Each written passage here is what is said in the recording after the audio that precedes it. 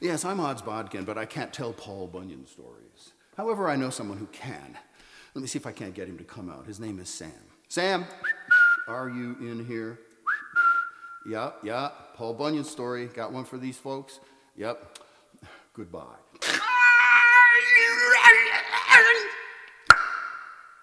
Well, how you doing? My name is Sourdough Sam, and I got rid of him good, didn't I? I'm going to tell you a Paul Bunyan story. What's going to make your hair stand up and your ears go like that?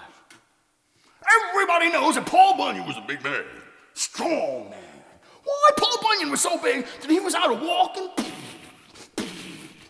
taking a county with every stride. Why, if he rolled one of them lint balls out of his belly, fall like a bale of hay. Why, Paul Bunyan was so big he wasn't afraid of nothing ever. That was until he met the giant mosquitoes.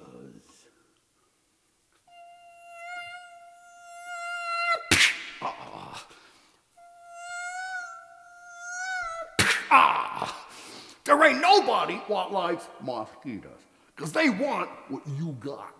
They get too much of it, you're gonna fall over. But Paul Bunyan was never worried about no mosquitoes. He was too big, he couldn't feel them. You see, I was the cook back then. I was Sourdough Sam. I used to make an acre-square griddle for Paul Bunyan's pancakes. And the only way to grease it up in the morning was to hire young fellas, put big chunks of fat back bacon on the bottoms of their boots and skate out across it.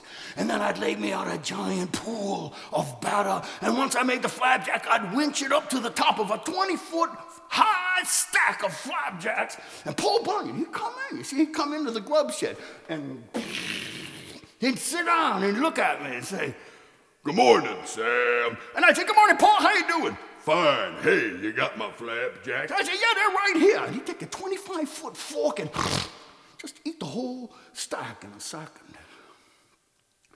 And it was one year that we was really busy out in the world. We was building Chicago. This was the Chicago that was made of wood that burned down. Nobody remembers that place. But we was out in the North Woods chopping down trees. And why? The grub shed got bigger and bigger and bigger because we had more and more lumberjacks working for us, you see. And so I finally, to get the pancakes delivered in the morning, I had to hire young fellows on bicycles to ride right down the middle of the table. And they would throw the flapjacks on the plates just like the morning paper. And one year, we got so big that them young fellas on the bicycles, they never come back. The grandchildren come riding back. It's a big year for pancakes. Well, anyway, one day, Paul, on that year, come in and he sat down and he said, "Good morning, Sam." I said, "Good morning, Paul, how you doing?" And he was just about to dig that fork down into that stack of flapjacks when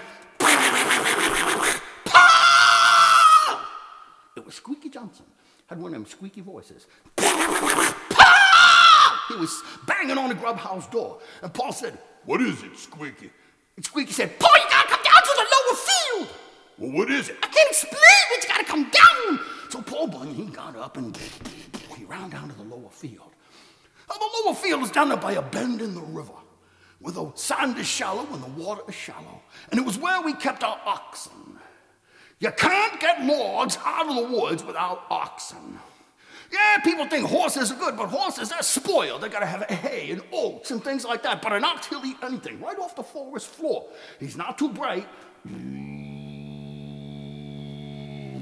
but he's a hard worker.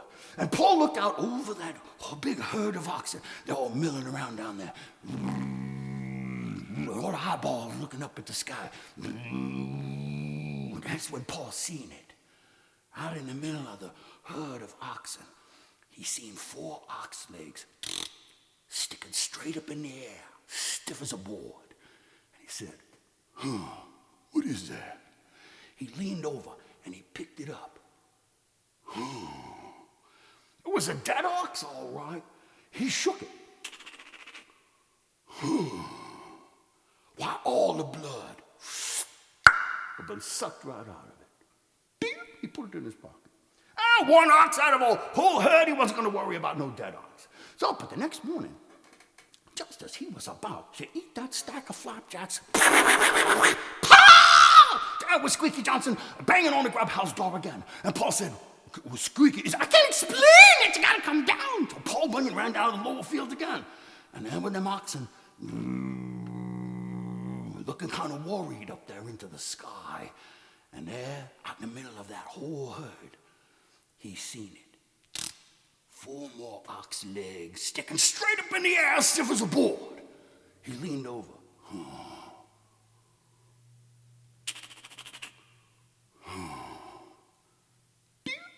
All the blood had been sucked out of it. Well, Paul Bunyan realized something was killing his oxen, and he had to go find out what it was. So that night, instead of going to bed, he crawled up to the bluffs that looked down over the lower field and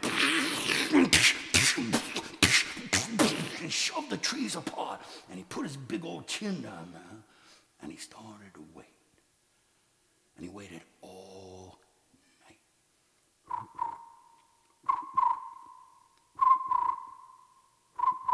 Until just before dawn, he heard something.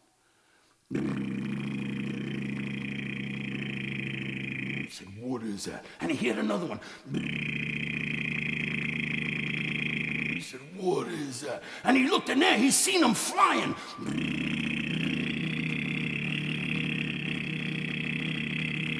Right above the treetops, 2 giant mosquitoes. Why, their wings was 100 feet wide, and they was flying along. And sticking out the front of each one of them was one of them long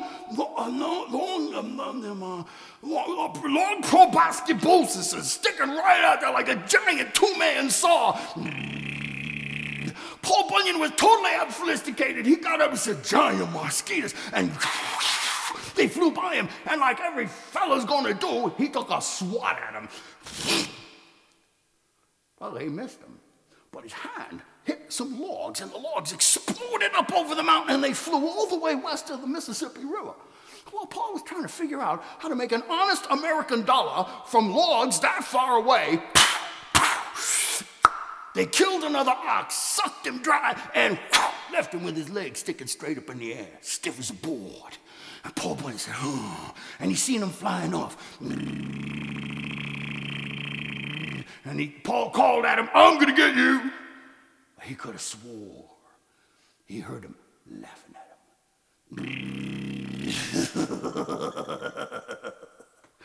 Well, Paul Bunyan, at least he knew what it was, what was killing his oxen. So, being a thinking fella, he went and he got himself a gigantic pine tree, 80 foot tall, and ripped it out of the ground, knocked off the root bowl, and stripped off the limbs. And then he took a sapling, a little birch sapling, a little white one that bends easy, and he would lash it in a loop onto the top of the big long shaft. And then he went up and down and up and down and back and forth with big hole-in ropes until he'd made himself a gigantic mosquito swatter. And he took it up to the bluffs that night. And he set it down, and he put his head down, and he started to wait. Paul waited all night until just before dawn, he heard them coming. And Paul said, "I'm going to get you now." And so he waited, and they flew, and then they landed right on the smokehouse where they smoked up the winter's meat. And Paul seen them both down there with their wings folded. He said, "Yeah." And he jumped. Yeah. He missed them.